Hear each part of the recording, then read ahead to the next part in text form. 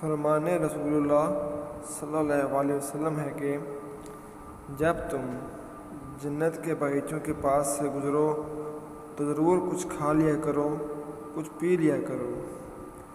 صحابہ رضی اللہ تعالیٰ عنہ نے پوچھا، جنت کے باغیچے کیا ہیں؟ تو رسول اللہ صلی اللہ علیہ وسلم نے ارشاد فرمایا، اس زمین پر قائم جو علماء کی مجالس ہیں جن میں کتاب و سنت کا بیان ہوتا ہے، ذکر ہوتا ہے۔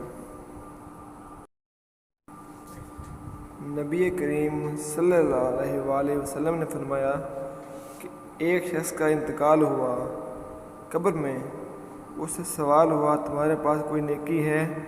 اس نے کہا، میں لوگوں سے خرید و فروخت کرتا تھا، اور جب کسی پر میرا قرض ہوتا تو میں مالدار کو مہلت دیا کرتا تھا اور تنگ دست کے قرض کو معاف کر دیا کرتا تھا، اس پر اس کی بخشش ہو گئی۔